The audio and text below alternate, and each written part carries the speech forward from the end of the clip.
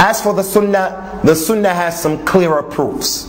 Al-Imam Adh Dhahabi said, rahimahullah ta'ala, وَقَالَ النَّبِيُّ صَلَّى اللَّهُ عَلَيْهِ وَسَلَّمَ الْأَهْدُ الَّذِي بَيْنَنَا وَبَيْنَهُمُ الصَّلَاةِ فَمَنْ تَرَكَهَا فَقَدْ كَفَرَ. وقال صلى الله عليه وسلم من فاتته صلاة العصر حبط عمله. Al-Imam Adh Dhahabi said, from the dalil to show that they are kuffar is that the hadith of Rasulullah that is authentic sallallahu alaihi wasallam, the difference between us, al-ahd, the contract, the difference is the best translation here. The difference between us and them is the salah. So anyone who leaves it has disbelieved.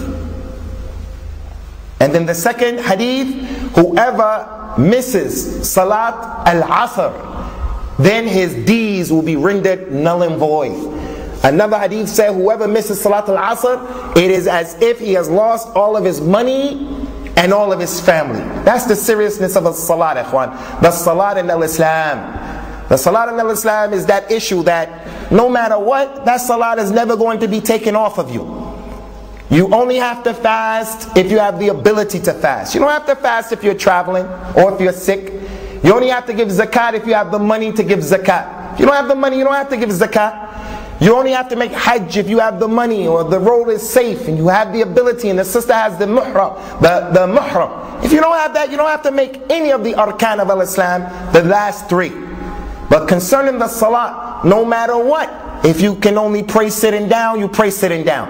If you can pray just moving your eyes, salat never comes off of you. Even in jihad, half of the community pray one rak'ah, while the other half guard the Muslims. After they finish the one rak'ah, the other people come to pray the second rak'ah, and those people protect the Muslims.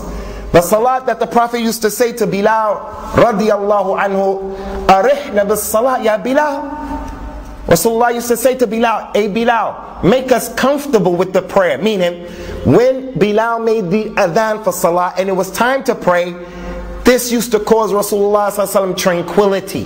He used to get a raha. Unlike the people today, salat is a burden. I have to get up and pray fajr. Okay, I'm going to get up, but I'm going to pray very quickly and jump back in the bed. Arihna bis salat ya Bilal. Bilal, make us comfortable with the prayer. I'm going to be in communion and communication with Allah, reading His kalam. He, sallallahu alaihi wasallam, said to his companions, وَجُعِلَتْ لِيَ الصَّلَاةِ قُرُّةُ عَيْنِ. The salah has been made a cool of my eyes. That's how Rasulullah used to look at the prayer in al-Islam. He would be on a journey, and on the journey, ikhwani, before going to get the people, he would say, hold on, let's see if we hear the adhan. And he will wait. If he heard the adhan, they'll keep going. If he didn't hear the adhan for salah, they'll go down and pounce upon the people and pulverize them. The salah was an example of the iman and the Islam of the people. As we mentioned today, it's the opposite, ikhwani. A man wants to marry his daughter to a man, he doesn't ask, does he make salah? Wallahi, leaving off salah is a bigger crime than drinking khamr. Leaving off salah is a bigger crime than making zina. If a man made zina and our family heard about it, became public, we won't let our daughters marry him, and rightly so. But wallahi, leaving salah is greater than zina or drinking khamr. It's a bigger kabira. It is the most important rukn from the arkan of al-Islam after the shahadatain. So if a person left Salat al-Asr, his deeds will be rendered null and void. What about all of the prayers? All of the prayers every day. The prayer that the Prophet said about it, sallallahu alaihi wasallam, أول ما يحاسب به العبد يوم القيامة من عمله الصلاة فإن صلحت أنجح وأفلح وإن فسدت خاب وخسر. The very first thing Allah is going to ask you about Yawm al-Qiyamah concerning your deeds after the grave, concerning living in this life, is his prayer. If his prayer was right and exact, then the rest of the deeds will be right and exact. If the prayers were not right and exact, they were wanton, lacking, the rest of his deeds are going to be wanton and lacking. So the salat in al-Islam, ikhwan, is an important issue. Al-Imam Adh Dhahabi rahimahullah ta'ala went on to say, وعنه صلى الله عليه وعلى آله وسلم بين العبد وبين الشرك ترك الصلاة. The thing that is between a slave and shirk is if he leaves off the salah. And the Prophet didn't mention in this hadith sallallahu alaihi wasallam, he left it intentionally. He left it as a result of being negligent. If a person leaves off the salah with intent, or whether it's negligence, he left it, this hadith says, then between him and leaving off the salah and shirk is between him and shirk is leaving off the salah. He went on to say rahimahullah ta'ala, and he began this hadith in the middle, من ترك الصلاة متعمدا فقد برأت منه ذمة الله. Authentic hadith. Whoever intentionally leaves off the prayer, the protection of Allah will be taken away from him. The dhimma of Allah, Allah's protection, Allah's guidance, Allah's pleasure will be taken from him. This hadith has a beginning that we want to mention here because it is important. In the beginning of the hadith, Abu Darda radiyallahu anhu said, أوصاني رسول الله صلى الله عليه وسلم بتسع. قال لا تشرك بالله شيئا وإن قطعت أو حرقت ولا تتركن الصلاة متعمدا فمن ترك الصلاة متعمدا فقد برأ منه ذمة الله. Abu Darda said, I heard 9 things that Rasulullah gave me a wasiyah sallallahu alaihi wasallam. Before he died, he told me to take care of 9 things.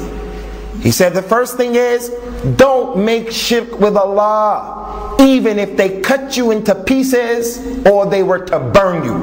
Don't make shirk with Allah. Which shows us the other side of the story, ikhwani. If a Muslim is compelled in his religion to do haram, if he's compelled to do haram, Al-Islam has opened up the way for him. Unfortunately, ikhwan, whether it's the salat or the aqidah, the Muslims have lost the plot.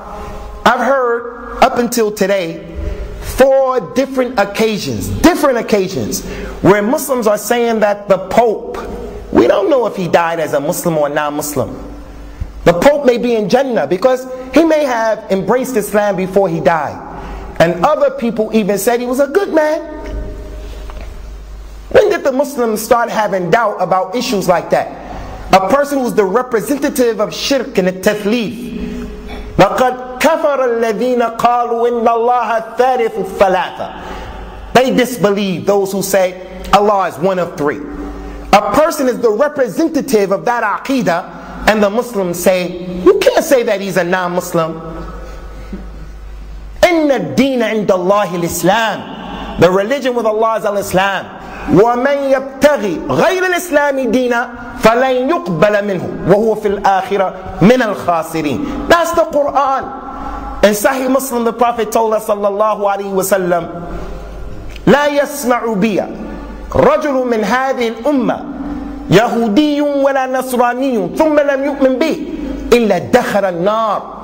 There is no man from this ummah who hears about me, whether he is a Yahud or a Nasrani, and then he doesn't believe in me, except that he will enter into the hellfire. But if we're going to say Al-Islam is the religion of truth, we're going to have to be able to prove how Al-Islam has answered all of the issues for the human being. So one of the issues that the human being is confronted with is sometimes he's going to be compelled to do what is haram. What does Al-Islam do? Al-Islam allows the door to be open, to give you a chance. حرمت عليكم الميتة والدم ولحم الخنزير وما أحل لغير الله به.